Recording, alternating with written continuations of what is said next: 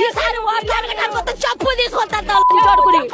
చెప్పులు తీసుకొని కొడతాం జడుకుని మా ఉత్తబట్ట మొక్కలు కడుగుతాం వాడికి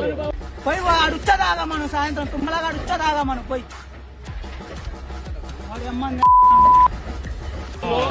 దొంగ నా కొడుకు నువ్వు అసలు లుచ్చన కొడుకువి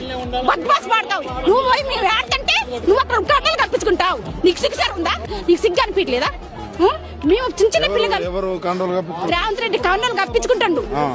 రేవంత్ రెడ్డి కండలు కప్పించుకుంటాం ఇప్పుడు పొంగ శ్రీనివాస్ రెడ్డి ఆయన సంతోషంగా ఉన్నాడు బట్ ఇక్కడ అసలు మీకు ఎట్ట సంతోషంగా ఉండకూడదు చెప్పు ఇంతమంది మేము ఆడుతుంటే పిల్లల్ని వేసుకొని 3 రోజుల నుంచి నీళ్లు లేవు నిప్పులు లేవు ఇంతమంది మిలిటరీ దింపినవు ఈ గడ్డ మీద పక్కమ్మటి పేదవాడు ఉండని నీకు అసలు అనిపిస్తుంది పేదవాడికి ఓటు నీకు ఎట్ట పనికి వచ్చింది పేదలు ముగ్గురు మంత్రులు మీరు దొంగలు లుచ్చన కొడుకులు చెప్తానగా లుచ్చన కొడుకులు దొంగలు మీరు ఇంతమంది ప్రజలు బట్టి విక్రమార్క రాజ్యాన్ని గెలుచుకుని వచ్చి నువ్వేం చేసినావు సిగ్గు చెరలేని మనిషి నువ్వు అసలు నువ్వేం కార్యం చేసినావు నీ పక్కన నీ ఊరు పక్కన ఈ గడ్డ ఉంది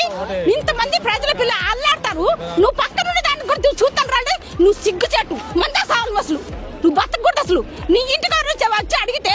వాళ్ళకి అన్నం పెడుతున్నావు కదా ఇంత మంది ప్రజలు 900 కుటుంబాలు అల్లాడిపోతుంటే అన్నానికి నీళ్ళకి 3 రోజుల నుంచి నువ్వేం చేస్తున్నావు అసలు మీరు ఇంట్లో ఎట్లా కూర్చోబోతున్నా అంటే ఓటు కోసం మేము పనికొస్తాము ఓటు అయిపోయిన తర్వాత మీ కాళ్ళకి చెప్పులాంటి వాళ్ళ లేకపోతే మీ సోతి మోసేది నీళ్ళు తాగేట వాళ్ళ మేమన్నా ఖమ్మం జిల్లాలో ఈ రూరల్ మండలంలో పొంగలేటి శ్రీను గాని ఈ రాజకీయ నాయకులు ఎక్కడ నిల్చున్నా కూడా చెప్పులు తీసుకుని ఉరికిస్తారు ఓట్లేసినావుగా ఓట్లకు వచ్చినావుగా కాళ్ళు పట్టుకున్నావుగా వంగి నన్ను గెలిపి అంటే మీకు మిద్దరు ఎక్కి కూర్చోబెడతానని